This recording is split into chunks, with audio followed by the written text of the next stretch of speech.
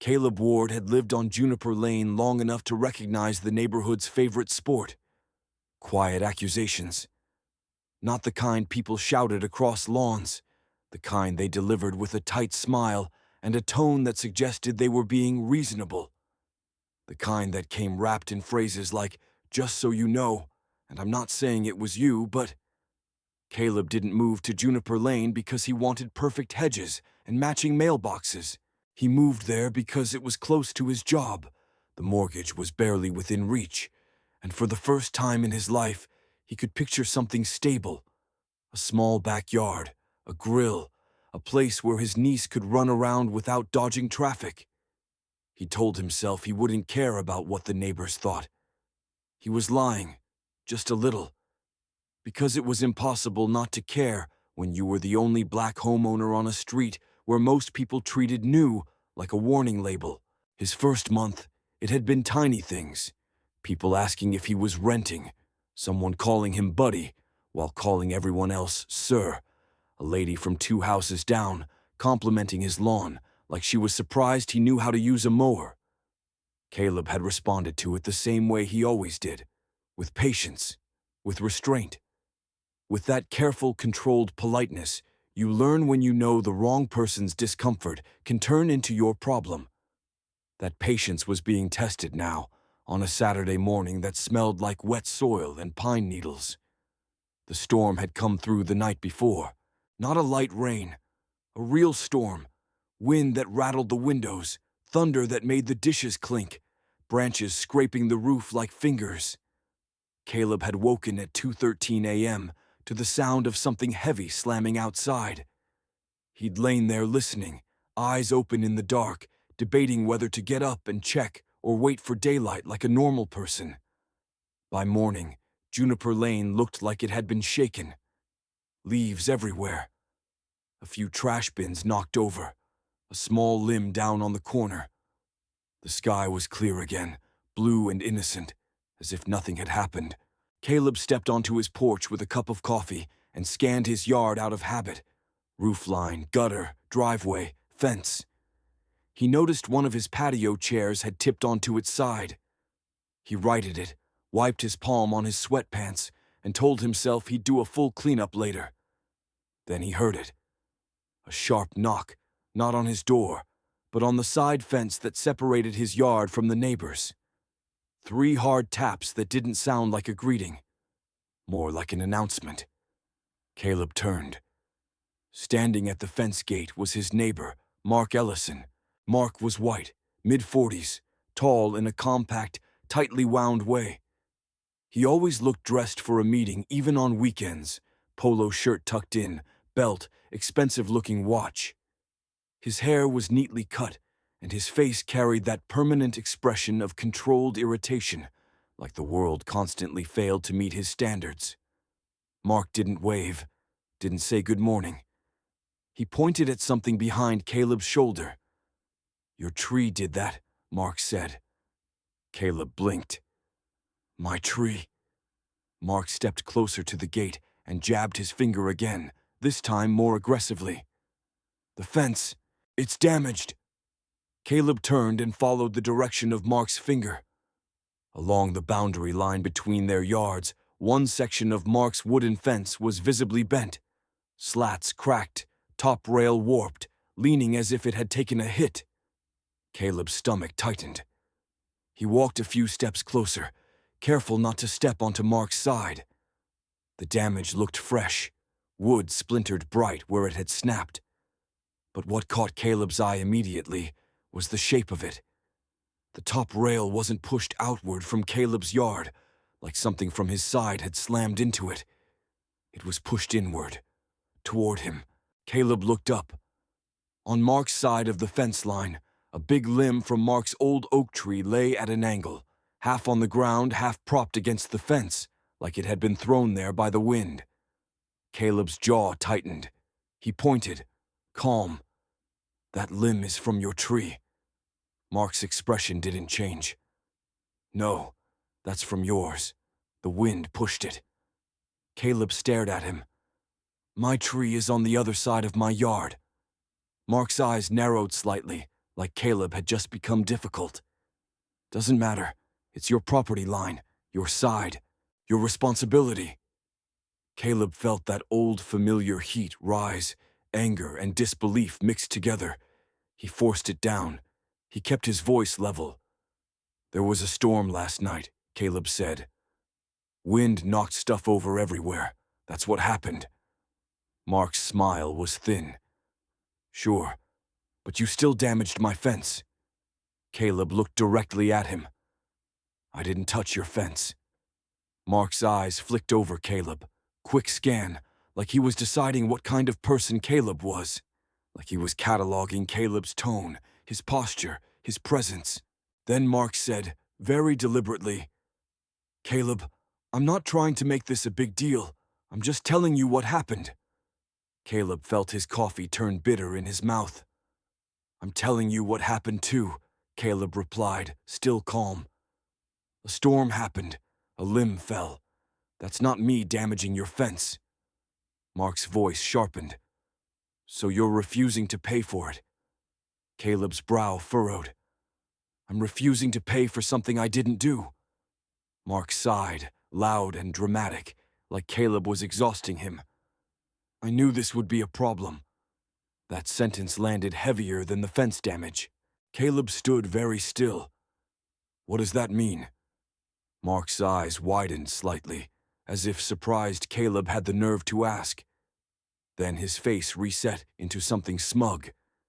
It means, Mark said, that when people move into neighborhoods like this, they don't always understand how we handle things. People.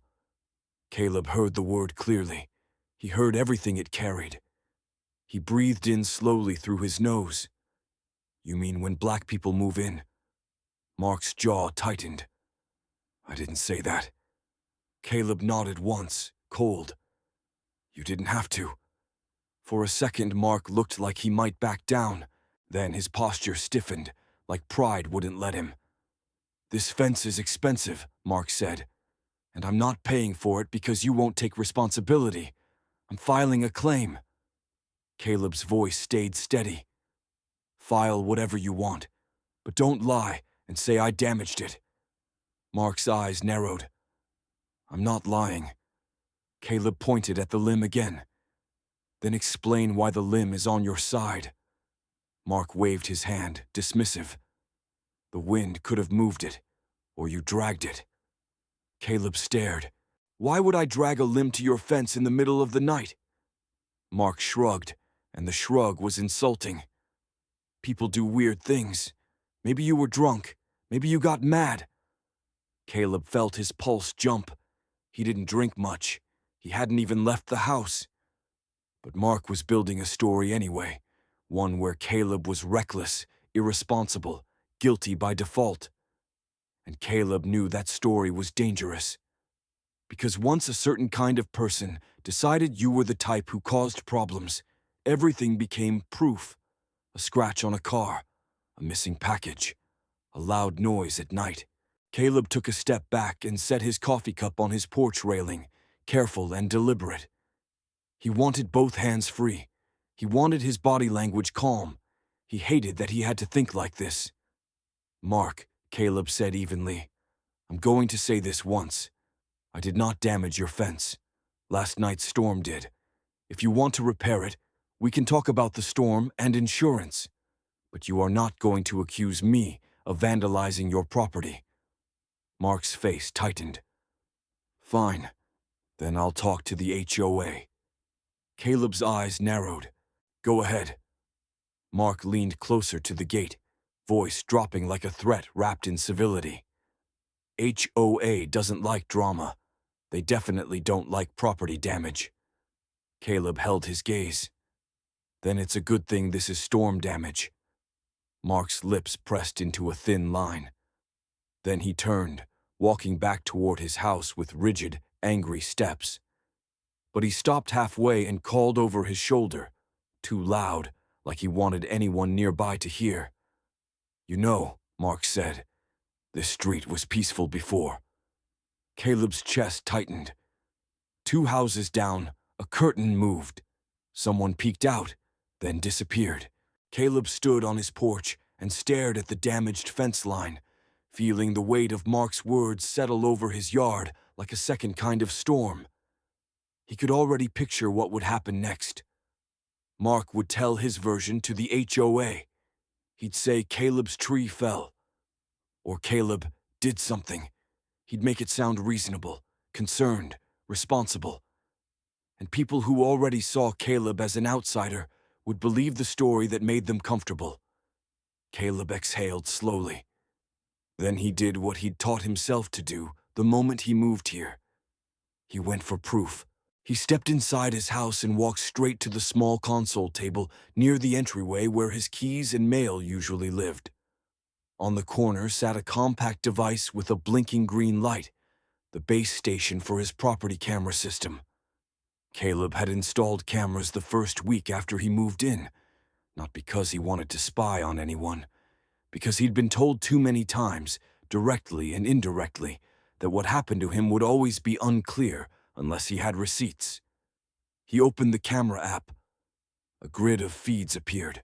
Front door, driveway, backyard, side gate. He tapped backyard. The timeline loaded. At the top, a weather icon indicated high winds overnight. The video scrubber showed spikes of motion detection throughout the night. Caleb's thumb hovered over 2:13 a.m., the time he'd woken up to that heavy slam. He pressed play. The screen filled with night vision footage, grainy black and white, his yard lit by infrared, trees bending dramatically in the wind. The fence line was visible. Caleb watched the trees thrash and the shadows jump. Then, sudden movement. A massive limb snapped free, not from Caleb's tree, from Mark's oak. The limb swung down like a battering ram and slammed into Mark's fence with a violent jolt. The entire fence section shuddered, wood cracking in a bright burst even in night vision. The timestamp in the corner read 2:13:47 a.m. Caleb's heart thudded, not with fear this time, but with a cold, steady certainty. There it was, the storm, the limb, the impact, the truth, recorded, timed, undeniable. Caleb rewound and watched it again, slower. He took a screen recording, then another from a wider angle. He saved everything, because he knew something Mark didn't. Mark could tell stories, but the camera could tell time. And time, stamped in the dark at 2:13 a.m., didn't lie. Caleb stared at the screen and felt a calm determination settle over him like armor. Mark had already decided Caleb was guilty. Now Caleb had to decide what he was going to do with the proof, and whether the neighborhood would accept truth when it didn't match the assumption they preferred. Caleb didn't go back outside immediately. He stayed by the console table with the camera footage paused on the exact moment the limb hit the fence. The night vision image looked almost unreal. Trees bent sideways, shadows stretched across the lawn, the fence shuddering under impact. And in the corner of the screen, that tiny white text sat like a judge's stamp. 2:13:47 a.m. Caleb replayed it one more time, slower, letting the sequence burn into his mind. Mark's oak branches whipping, a crack like a gunshot, even muted through the recording. The heavy limb swinging down, wood splintering. Fence bowing inward, toward Caleb's yard. There was no version of reality where Caleb had done that with his hands at 2 a.m, not unless he had superhuman strength, a ladder, and the desire to commit property damage during a storm while his own roof was rattling. Caleb started a screen recording and captured the full clip from 10 seconds before, impact, to 10 seconds after. Then he saved the file and backed it up to cloud storage. He'd learned to treat evidence like it was fragile. Phones died. Apps crashed. People suddenly couldn't open files. He also took a screenshot of the timeline showing the timestamp, then another that included the camera name, backyard, side fence. When he finished, he stood there for a moment, breathing slowly, feeling something strange settle into his chest. Relief, yes, but also a heavier thing.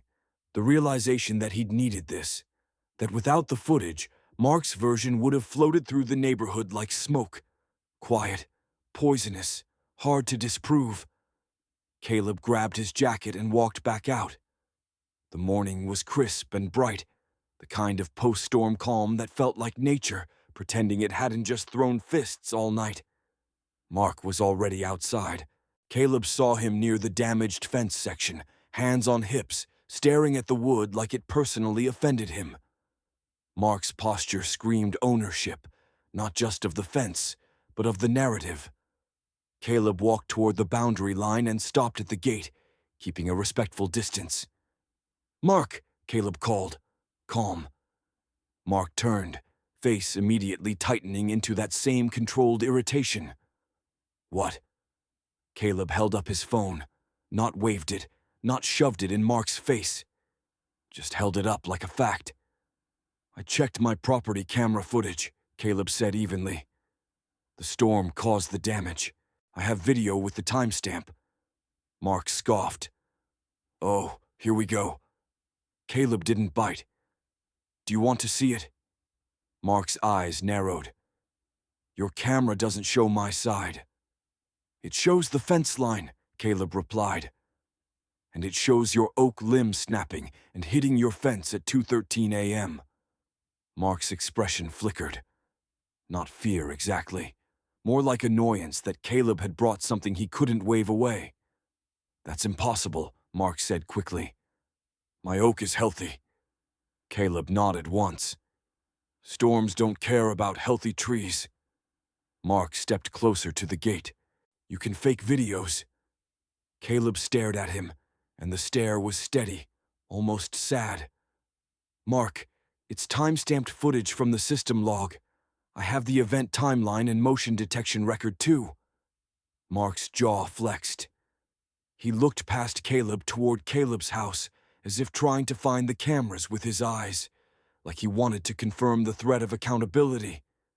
Then he forced a brittle laugh. "So you've been recording my property?" Caleb's eyes narrowed. "I'm recording my yard. The fence line is visible, that's all." Mark's tone sharpened. "That's creepy." Caleb felt heat rise, but he kept his voice level. "What's creepy is accusing me of damaging your fence with no evidence." Mark's cheeks flushed. "I have evidence. The fence is broken." Caleb nodded. "And I have evidence of how it broke." Mark's eyes flicked toward the street. A neighbor across the road, white woman in a robe, coffee mug, stood on her porch watching.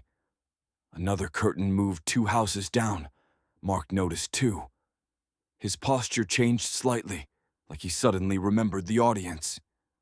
"Fine," Mark said tightly. "Show me your little video." Caleb tapped his screen and walked Mark through it with calm precision. He didn't editorialize, didn't accuse back. He simply let the footage speak. On the screen, the wind tore through the yard.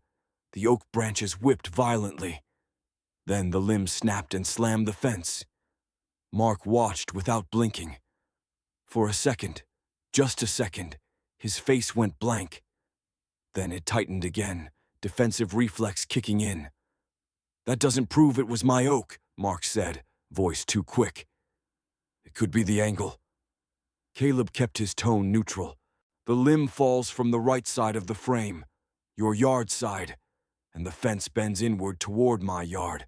That matches impact from your side." Mark's eyes narrowed. "You're awfully confident." Caleb let out a slow breath. "Because it's not a debate, Mark. It's recorded." Mark looked at the screen again, longer. His mouth pressed into a hard line. Then, like a man grabbing for any remaining control, he said, "Okay, maybe the storm did it. But you still have a tree near the line. The HOA might say you share responsibility." Caleb felt that familiar twist, the goalpost moving. "You told me I damaged it," Caleb said calmly. "You implied I dragged a limb. You implied I was drunk and angry." Mark's eyes flashed. I was trying to figure out what happened. No, Caleb replied softly. You were trying to blame me. Mark's nostrils flared. Don't make this about race. Caleb held his gaze. You already did when you said the street was peaceful before. Mark's face hardened like a door slamming shut. That's not what I meant. Caleb didn't argue. He didn't need to. He'd learned that people like Mark could twist words forever. But timestamps didn't twist. Caleb shifted his phone slightly, showing the top bar of the recording, date and time, the camera label. I'm going to send this to you, Caleb said, and to the HOA if you contact them. This is storm damage from your tree. Mark's eyes narrowed. You're threatening me? Caleb's expression stayed steady. No, I'm documenting reality. Mark glanced again toward the street where the neighbor in a robe was still watching. The attention clearly irritated him. Whatever, Mark muttered. I'll handle it. Caleb nodded once. Good. He turned to leave. Wait, Mark called, voice sharper. Caleb stopped but didn't turn fully. Mark cleared his throat. If the limb came from my oak, then I guess I'll contact my insurance. Caleb waited. Mark's voice got lower, strained. I didn't know. Caleb finally turned back, meeting his eyes. You didn't check. You decided. Mark's jaw worked. He looked like he wanted to argue, but the footage had stolen his best weapon. Certainty. Caleb's phone buzzed. A notification from the HOA email list. Storm cleanup reminder. Please secure outdoor items. Caleb stared at it for a beat, then looked back at Mark. You already planned to talk to the HOA, Caleb said. Mark's face tightened again. It's Standard. Caleb nodded slowly. Then Standard is also sending them the video, so they don't get a different story. Mark's voice rose slightly. You can't just... I can, Caleb replied calmly. And I will, if you make this bigger than it needs to be. Mark stared at him, and Caleb saw something there that wasn't just anger. It was discomfort. Because Mark had expected Caleb to be alone in this, to have only his word against Mark's. Mark had expected the neighborhood to believe him by default, but now there was a record.